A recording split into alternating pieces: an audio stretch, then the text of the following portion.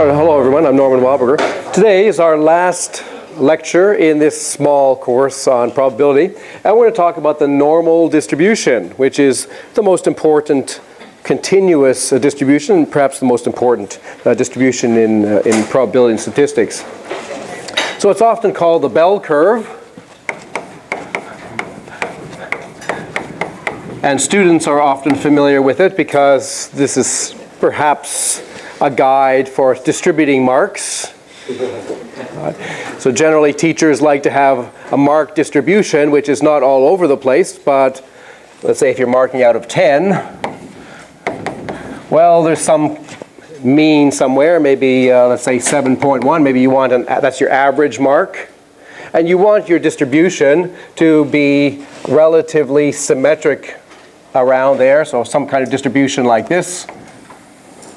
Mine might be a little bit lopsided, but this generally is a kind of a model that you'd like. This is preferable to having something like, you know, something like this, right? Where there's a large cohort that doesn't really know what's going on, and a reasonable cohort that does, a group of middle students. This is more reasonable. But the normal distribution occurs in a lot of other situations. And for example, if you throw something up in the air, and a ball or something, and let it come down, you try to do your best to shoot it up in the air, maybe you shoot an arrow up in the air, and you see where it comes down. Okay, there'll be a spread of distances, and if you sort of plot the probability of being at a certain distance from the center point, then very likely you'll get a distribution that looks a bit like this too. But the real importance of the normal distribution, and perhaps the explanation for its ubiquity, is something called the central limit theorem. So the normal distribution occurs in many places, not just in mathematics, but also in real life.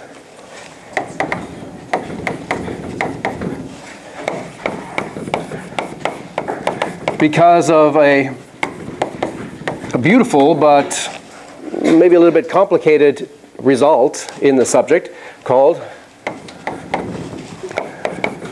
the central limit theorem.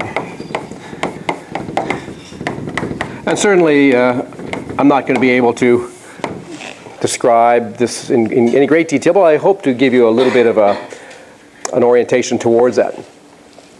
All right, so let's start off with the normal distribution. I defined it last time. It's a probability density function or distribution on the line, and its shape is something like this. And the formula is very precisely this. The function is usually denoted phi, not p. So 5x is e to the minus x squared over 2. And then there's a renormalization constant. There's a square root of 2 pi in the denominator. And that guarantees that the total area is 1. All right? So the constant there is to ensure that if you integrate 5x dx from minus infinity to infinity all the way around, then you're going to get 1. And that's an advanced calculus computation. Essentially, the fact is that if you integrate e to the minus x squared over 2, it's the more natural thing to do, then the result is you're going to get square root of 2 pi. And it's not really a first year integral to do that, but it turns out that you can compute integral from minus infinity to infinity of e to the minus x squared over 2 dx equals square root of 2 pi. Surprisingly, using two-dimensional calculus of two variables. So there's kind of a curious thing that if you look at a sort of a planar version of this and then do a bit of converting from xy coordinates to polar coordinates, you can deduce this fact from a two-dimensional integral. Even though the one-dimensional integral is can't really be done so easily directly, at least. All right, so we're just going to assume this. So this is just an assumed fact. So the root 2 pi there is just a normalization to guarantee that the whole area is 1. And let's have a little bit of a look at this distribution, notice that its top value, well, it's easy to calculate what that is. If you plug in x equals 0, you get 1 over root 2 pi, and that's pretty close to 0.4. And then it comes down here, so at the value at 1, it's maybe roughly around 0.2 something or other, and at 2 it's maybe 0.06 or something like that, and then it falls off pretty sharply past 3 and 4 because of this exponential here with the x squared term. So if x is getting big, positive, or negative, it's getting small very quickly. It's obviously symmetric around 0 because it's an even function.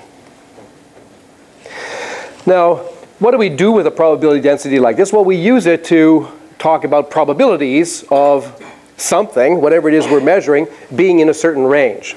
So recall that the probability, if we're measuring some variable, and usually the variable is denoted z, usually random variables are x, okay, but for this special situation we usually use z for the random variable or a random variable that has this as a probability distribution. So if we're interested in the probability of z being in some interval a, b, then, well, we need to integrate from a to b of this function 5x dx. And so I can tell you a little bit about some areas here, because these things can be computed numerically. So Maple or MATLAB or Mathematica, if you ask it to compute numerically the integral from -1 to 2, it will give you a number, even though there's no place where there's an actual indefinite integral that you can look up. So these programs will use approximation, will basically use a Riemann sum to calculate these things. Actually, they do something a bit different, which I'll explain to you in a second, but roughly it's a calculation of areas. Okay, so it's good to have some sense of the various values, and so let me tell you some probabilities. So the probability that z is between -2/3 and 2/3, that's 0.5. Okay, so -2/3, oh, there's 2/3 and -2/3. So what I'm saying is that half of the whole area is in that range there, between -2/3 and 2/3. Sometimes it's interesting to know what's the probability of z being in between -1 and 1. And that probability is 0.683. So there's 68% chance of being within 1 of the mean. We should probably write down very prominently here what the mean and the variance are, because those are the most important facts about a distribution. So the mean is obviously 0. It's obvious that that's the place where if you integrate x times this thing, then the symmetry of it will easily allow you to calculate that 0. And you can see it from the graph that the average value has to be here because it's a symmetrical function. Okay, what's not so obvious is what the variance is, and the variance is a 1. Okay, so this has just been normalized, so it's in sort of the best possible form. So if sigma squared is 1, well, then the standard deviation is also 1. Okay. And that's important to recognize, because that means then that going from here, that's the mean, to 1, and over to 1, that's what's called being within 1 standard deviation of the mean. That's sort of how far you are from the mean. So the standard deviation is 1. That's 1 standard deviation from the mean. And that's this probability that we're recording here. So the probability is 0.68 that you're within 1 standard deviation from the mean. And how about 2 standard deviations? So the probability that z is in -2, 2 is, I guess I get rid of this now. That is equal to 0.956. And the probability that Z is within 3 standard deviations, in other words, in the interval minus 3 to 3, that probability is 0.997.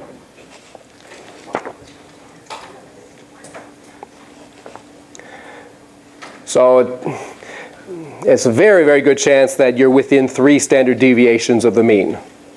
0.997 probability. And there's one more probability that's a bit curious.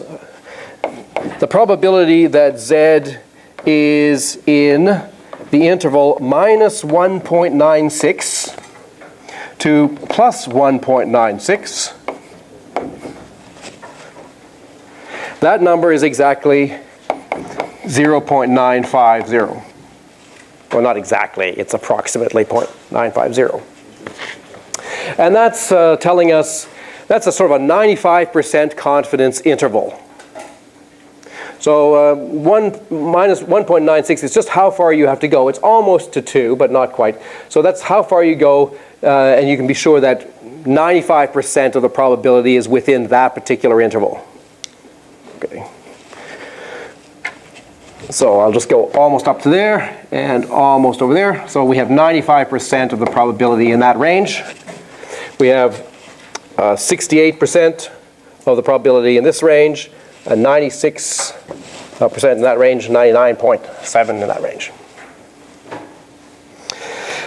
95 is a little bit of an arbitrary number, but in statistics, it's a very commonly used reference frame for being reasonably confident about something. So if we know that something's true with a probability of 95%, okay, it's not certain, but we're reasonably sure about it. So it's a rather arbitrary cutoff point where you say, okay, that's sort of an interesting level. All right, so many questions with the normal distribution concern more general distributions, more general normal distributions, which are not centered at 0 and don't have variance exactly 1. Okay. And it's not too hard to cook up these more general ones and relate them to this one. And that's basically the general idea, is that you have a general normal distribution, you want to relate it to this standard one. So this is sometimes called the standard normal distribution.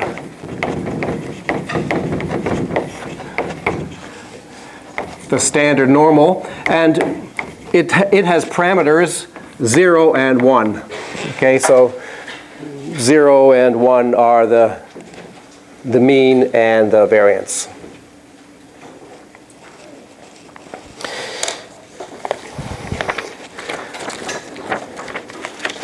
Okay, so a more general normal distribution. What does it look like? Well, we're interested in one that's maybe centered somewhere else. So not necessarily centered at 0, but centered at some other value, mu, and whose standard deviation is not necessarily 1, but sigma. Okay?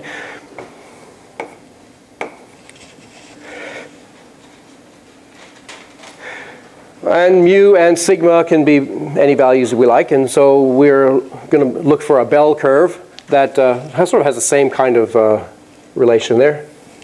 So maybe something like that.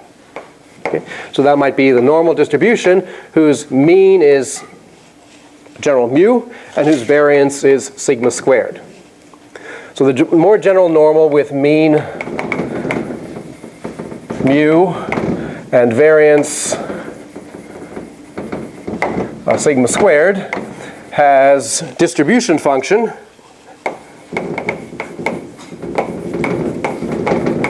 or density function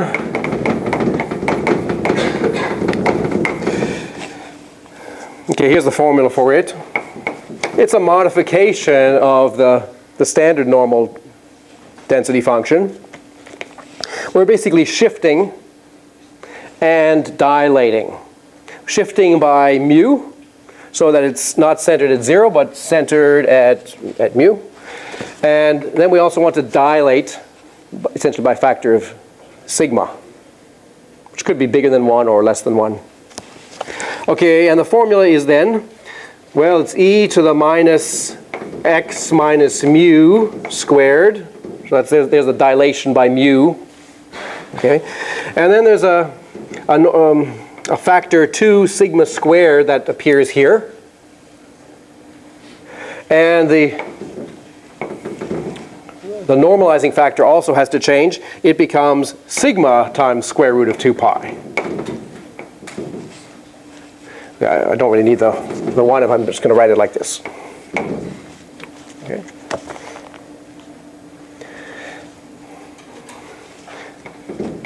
So if you're working with statistics a lot, you certainly memorize this. So the x is replaced with x minus mu. It's still minus this thing squared over something, but instead of being over 2, it's over 2 times the variance. And in the denominator, well, if you work out the integral and do a change of variables, you can see why this will work. You'll see that you have to put a sigma there in order for the total integral still to be 1. Okay, so maybe we generally might call this x, a random variable. A random variable with this distribution we'll generally call x, not z. Z is left for just this one here. Okay, some examples.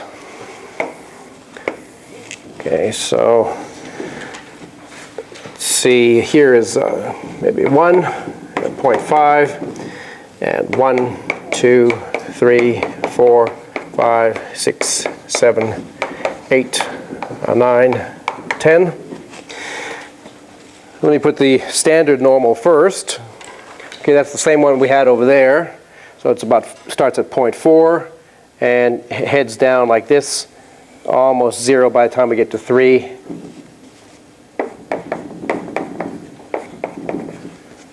And symmetric ground like this. All right, so there's the standard normal, which we can give the names N01 to. Okay, and let's maybe look at also, say, N3 2 squared, or N3 4. So that would be a normal with mean 3.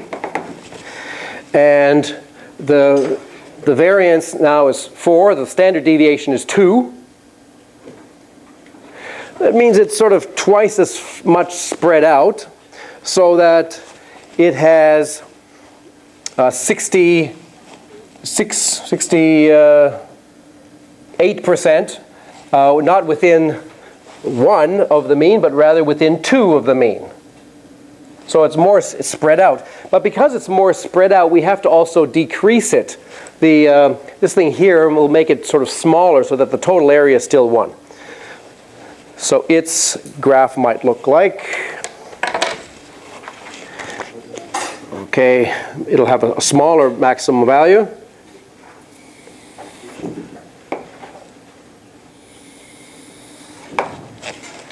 Something like that. All right, so that would be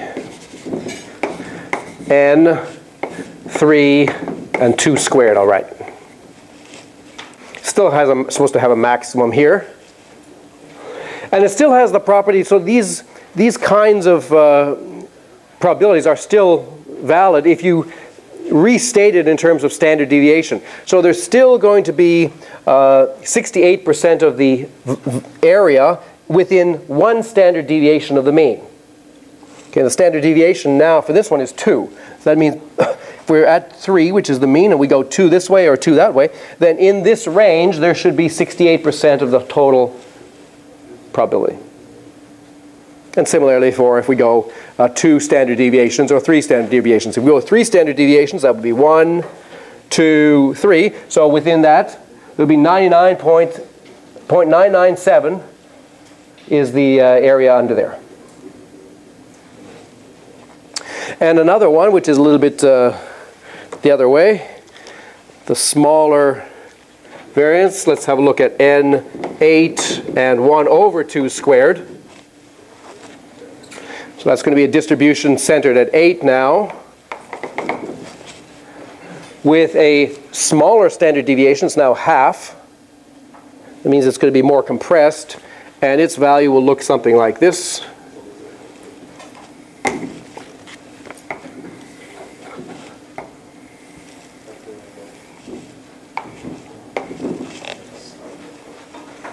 So it's kind of being squashed, and as it gets squashed, it gets taller too. So the total area is still 1. So this is n 8 and 1 over 2 squared.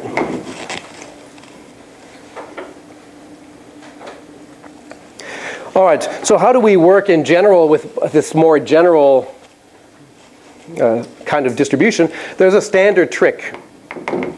All right. The trick is that if n, or if x is a random variable, if x is normal with mean mu and standard deviation sigma, or variance sigma squared, then if we translate x by subtracting mu, and we divide by the standard deviation sigma, then this sort of modified or affine transformation of x is standard normal. Okay? It is n01.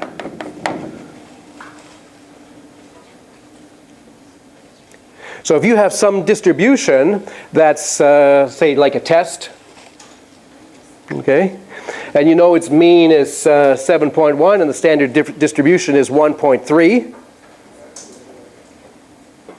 then you can convert any information or any question about this to a question about the standard normal by making this simple but very important change of variables. And this follows from the proposition that I mentioned the other day, that if you translate by, say, mu, then the mean shifts by mu. And if you if you multiply by sigma, then the variance gets multiplied by sigma squared. It's just a combination of those two things. All right, so this is a very important transformation that allows us to convert any question about a general normal to a question about the standard normal. All right, so the idea is we should understand the standard normal, or have a technology for making computations with a standard normal, and then we can convert any question about a general normal into a standard normal and solve it there. All right, so what is the technology that we need to understand or to be able to compute probabilities for the standard normal? Well, we need the idea of a cumulative distribution function. Okay, so this is actually a very general technique that works for any probability distribution, and we could have introduced it earlier. So if P of x is any probability distribution, and in fact it could be discrete or continuous,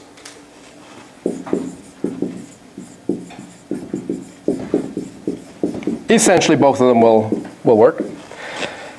Then I remind you what that means. So in other words, it means that first of all the values are always positive between 0 and 1. And secondly, that the total of all the probabilities is 1. So either if it's discrete, like sum from I equals 1 to infinity of pi equals 1, or if we're working in the continuous case, the integral from minus infinity to infinity of p of x dx equals 1. We're mostly interested in this normal distribution. I just want to mention that this does also work for a standard discrete probability distribution too. Okay, so the idea is we have some distribution. Let's draw it as a continuous distribution, but maybe not necessarily a normal. So here's some probability distribution p of x. Okay, centered somewhere. There's maybe its mean. maybe there's the standard deviation. The values are all between 0 and 1, and the total area, let's say, is 1. Okay, so what we want to do, if we want to calculate probabilities, is we have to integrate. If we have some interval a to b, then finding a probability is really the same as integrating. So we're going to have to integrate a to b of p of x dx. And suppose this is difficult because p is a function that we don't know how to integrate. Well, what we can do is we can talk about a cumulative distribution function, which is just sort of the simplest idea that you could take from calculus. So we introduce the integral of p of x.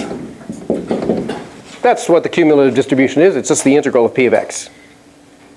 But the integral in a certain way. So let's call it f of x. So f of x is going to be, by definition, the integral from minus infinity to x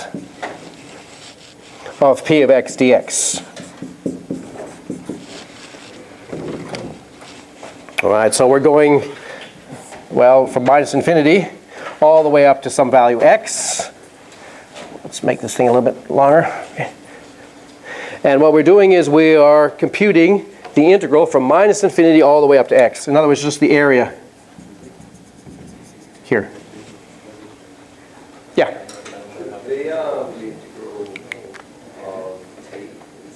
Yes, yeah, okay, so technically speaking, I probably should put a different variable here. Okay, this is a little bit maybe naughty. Okay, I will change it. Let's change it to p of t dt or some other thing. There we go. P of t dt. And we're integrating from minus infinity to x. So what's going to happen with this function? Well, the function starts being 0 down here at minus infinity, and then it's going to slowly increase. This is just the integral. Okay, so this is an increasing function. An increasing function. And we know that its limit, if you go far to the left, the limit as x approaches minus infinity of this f of x will be 0, while the limit as x approaches positive infinity of f of x is 1.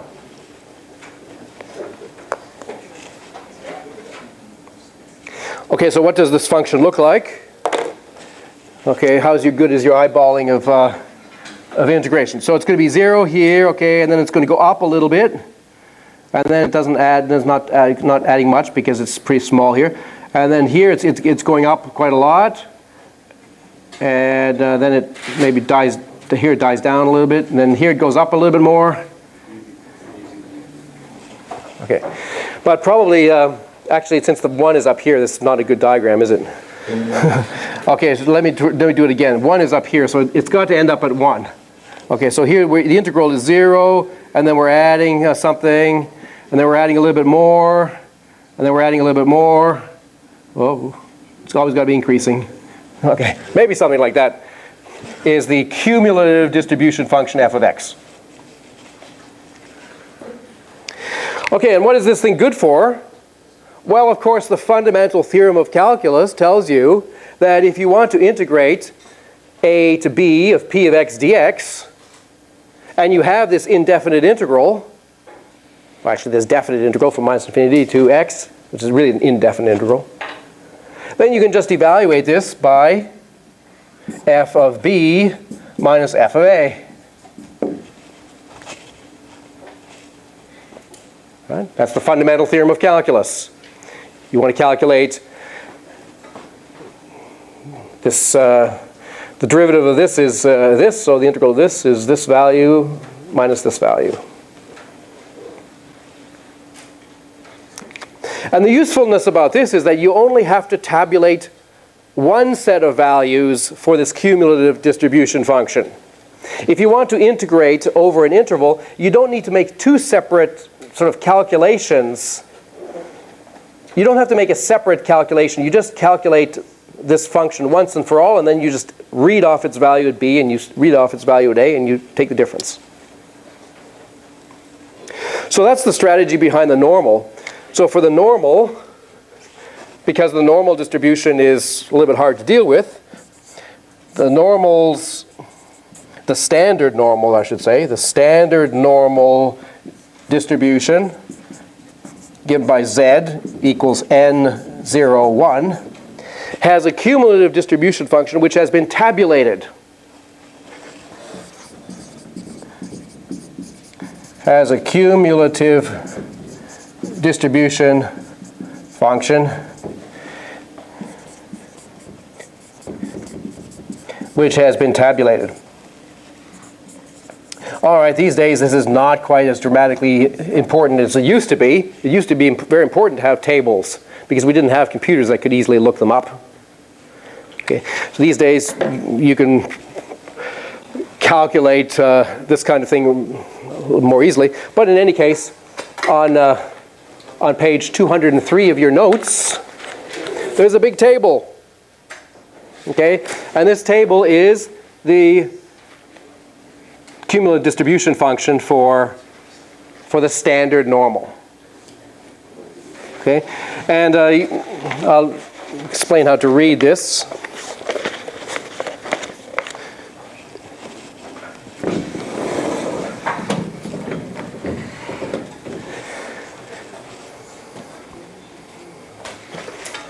So, for example, if we want to know what is the probability that a standard random variable z is in the interval, say, minus 1.23 all the way up to 2.17.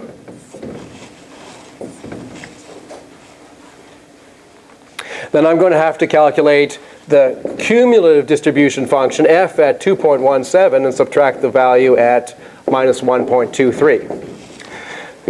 And then I would go to this table. And the left-hand column, the leftmost column, has numbers from minus 2.9 all the way up to 2.9. So essentially from minus 3 to 3. And we've seen that almost all of the probability is between minus 3 and 3. Okay, so I need to find 2.17. So I would go down the first column till I get to 2.1. There's a row for 2.1, and then the next row is 2.2. So I take the 2.1 row, and I go over until I get to the 0.07 column. Okay, 0.01, 0.02. So let's see if I can do that. It's a rather small print. 2.1, I'm going over to the 7. I think it's 0.9850. 0.9850. And the value minus 1.23, well, again, I go down that first column to minus 1.2. And then I add a 0.3, go over to the 0.3, and it becomes 0.1093. 0.1093.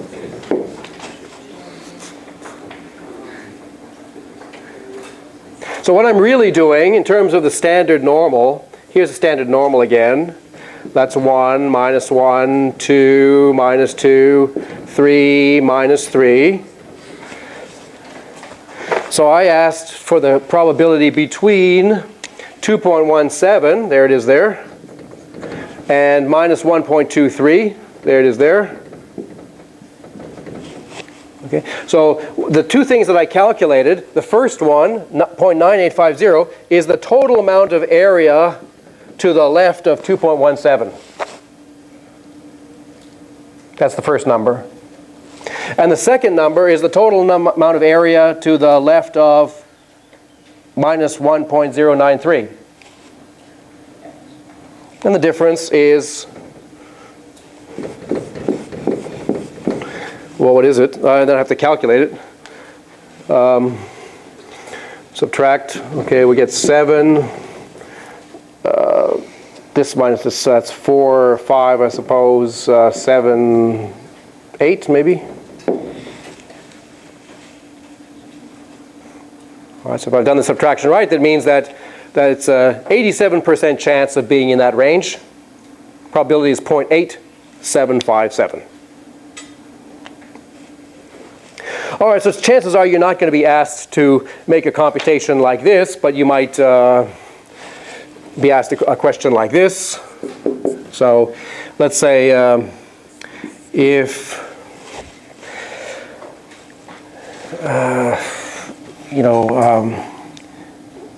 if waiting times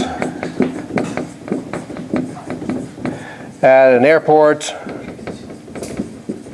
are normally distributed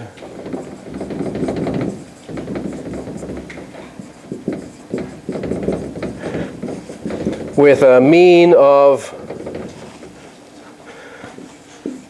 okay, let's say 2.5 hours, and standard deviation,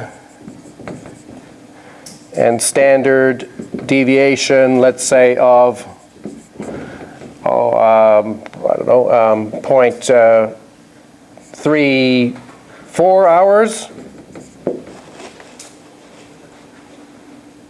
then what's the probability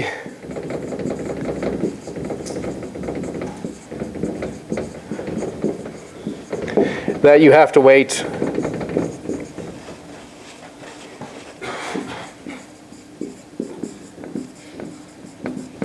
say more than 3 hours?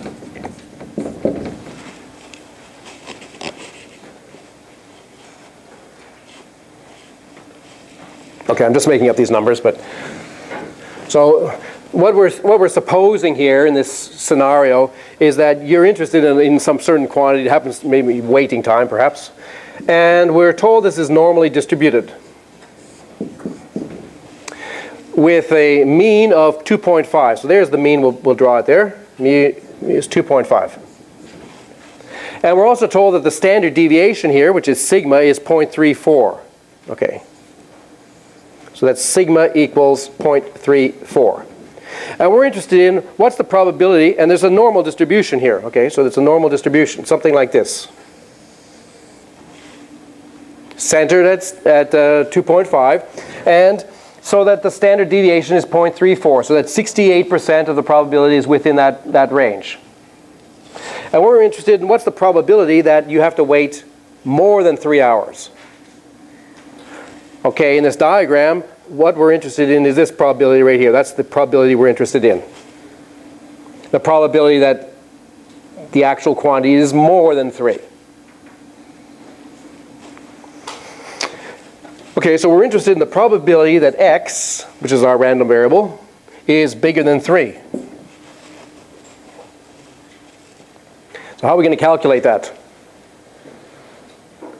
Well, I told you what the trick is. The trick is to try to connect this with a standard normal. Then you can look it up in the table. And this is exactly what we're going to do. We're going to take x minus mu over sigma. That's a standard random variable. So I want to convert this probability to a probability involving z. So what I'm going to do, I'm going to take this probability and rewrite it this way. Probability that x is bigger than 3 is the same as the probability that x minus 2.5 is bigger than 3 minus 2.5. You will agree? And I'll go one more step. That's the same as the probability that x minus 2.5 over sigma we said was 0.34. So 0.34 is bigger than 3 minus 2.5 over 0.34. Since I'm doing the same thing to both sides of the equation there, it's still exactly the same. Now this, we know that x minus 2.5 over 0.34, that's distributed like a standard normal.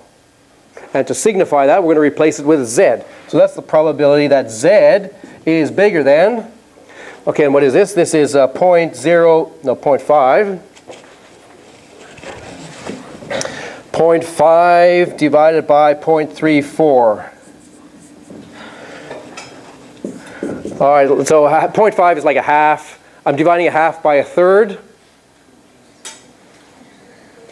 0.34 is more or less a third. So let's say it's more or less the same as the probability that z is bigger than a half divided by a third would be 3 halves, 1.5. Okay, how would I calculate that? That's now a distribution, a probability associated with a standard random variable. I can look it up. So I'm going to look up 1.5. Okay, let's say it's okay.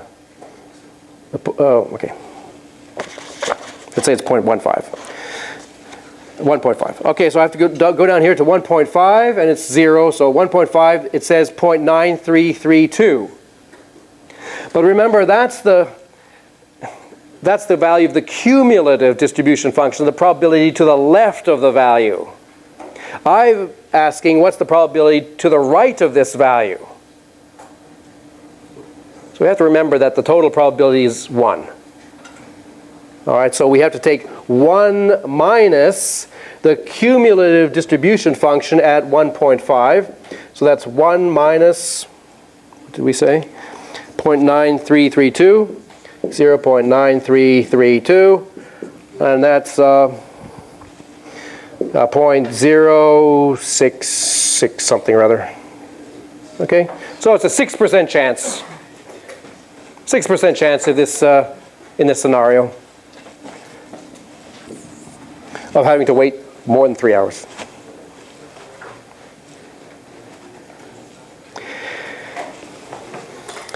Okay, so in the few minutes remaining, let me give you just a quick idea of the central limit theorem and why is it exactly that the normal distribution is actually so important. Yeah, why is it exactly this function and not some variant? Okay, so the central limit theorem.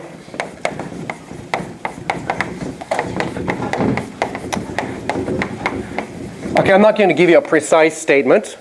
Okay, there's various different versions of it, and it's a very important theorem. But roughly speaking, what you can think about it is saying this, that if we sample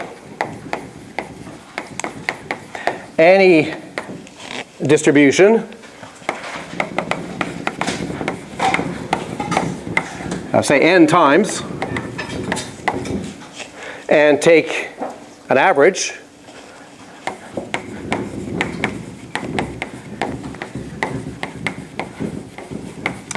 then as n gets large, this average approaches a normal distribution.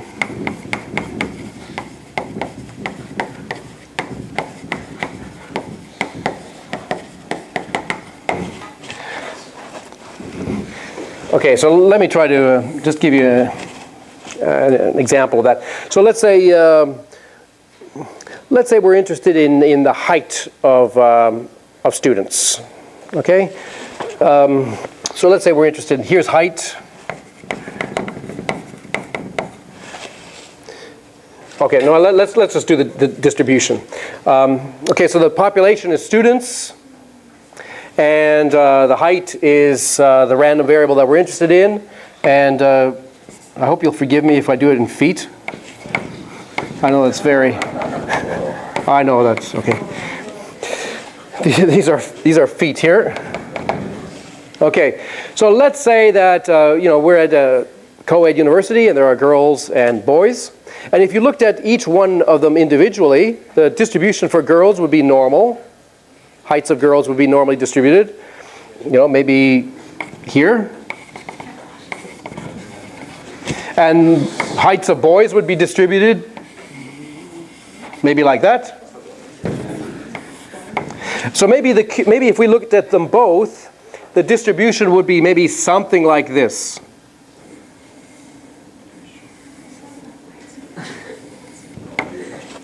Maybe something like that. Okay, this is a bimodal kind of distribution. You could tell there's maybe a distinction in the population, maybe two different groups in the population. So if I choose random person and I just ask them what's their height or measure their height, I'm going to get a distribution that looks like this. Now suppose I do something different. Suppose I take samples of people and take averages. So I take a random group of, say, 5 students. Okay, you 5, you 5, you 5. I go out and get a random group of 5 students, measure all their heights, and take the average. Okay, so that's a different kind of thing. I'm taking really a sample of 5 and sort of averaging. Okay, and then I plot the values of those. What do you suppose I would get? The distribution would no longer look like this. It would look more like, okay, maybe here's the mean of whatever this distribution is. It's going to look more like that. And if I take, that's x5 over 5. And if I go take a larger sample, say x20 over 20, I take 20 random people and make an average of their heights. Then I take another 20 people and make an average of their heights and go around doing that. And I tabulate all those averages of 20. Then I'm going to find an even more peaked and pronounced normal distribution. Then it's going to start looking like this. It's going to be very much a normal distribution. And the central limit theorem is basically saying that this happens no matter what initial distribution you take. It doesn't matter what shape the distribution is. It can be wildly different from a standard normal or a normal. But if you take samples and average them, and you take the samples big enough, then you're going to start seeing a normal distribution. It's a mathematical result that explains why the normal distribution happens in real life a lot, because a lot of things that we see are actually averages of smaller effects. So whenever you have a situation where you're averaging smaller effects, the normal distribution is likely what you're seeing. Okay, there's a lot more to say about that, but that's probably a good place to close this little course. Thanks.